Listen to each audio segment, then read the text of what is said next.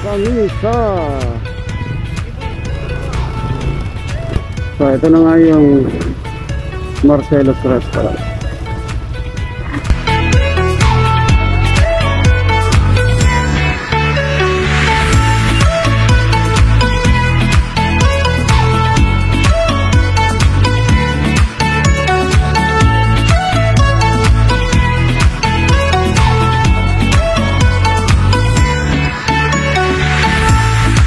Yun, ito naman kitang-kita nyo, nakabalot pa.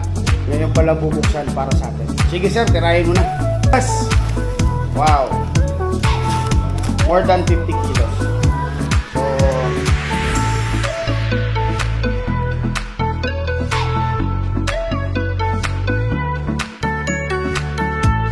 interviewin natin customer dito sa Marcelus. Sir, pangalan? Roy. Sir Roy, saan pa kayo galing yan? Kalumpit. Kalumpit? Okay. Ano masasabi nyo? Bakit nandito kayo ngayon sa masarap dito, masarap kumain. Masarap kumain? Relax? Yes, relaxing. Maganda ambience. Wow. And higit sa lahat, sulit?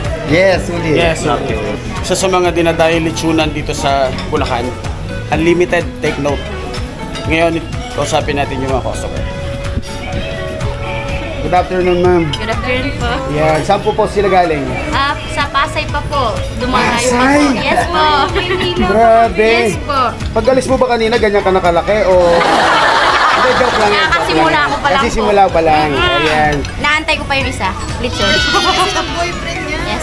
Uy, celebrating. pakilala natin. Ay, shoutout kay sir. Anong pangalan ni sir? Jefferson po. Ha? Jefferson. Jefferson. Aba. Happy birthday kay sir. Dahil dyan, palalabas natin sa panlitsyon. Ulit ka na ulit, ha?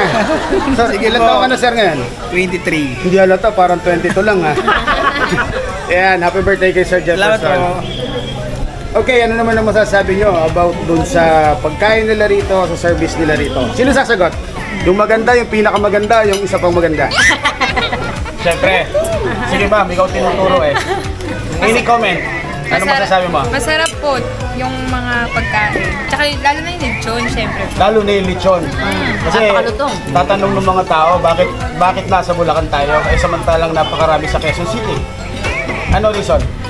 Kasi nga, masarap eh. Masarap yung lechon nila dito sa Bulacan. Talaga ba? Curious na ako. Actually, di pa ako kumakain, pero susubukan ko mamaya. Mag-challenge ako. Naku-curious na ako. And part lahat ng mga pagkain na nakikita nyo? Tama ba? Yes po. Kasama yan sa free. Yes po. Jolly silang kausap. Mukhang nag-i-enjoy naman sila pare-pareho. So, enjoy din natin.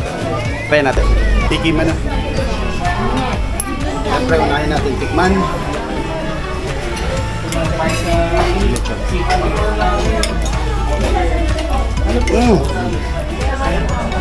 In fairness, okay yung lasa. Honest review. Sarap yung lechon nila. Marami naman tayong kinaya yung ibang lechon, Helars, Milas, etc. Pero may kakaiba doon sa lechon nila. Paklasin nyo ano yung kakaiba lasa sa lechon nila. Kaya? Partner. Para doon sa mga high blood. In fairness, may nakaready silang gamot. Box na. So kung high blood ka, kaya ka na lechon dito, may gamot ka na.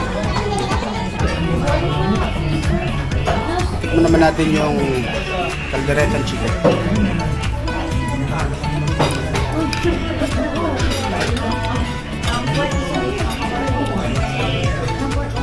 Pasado ang pino.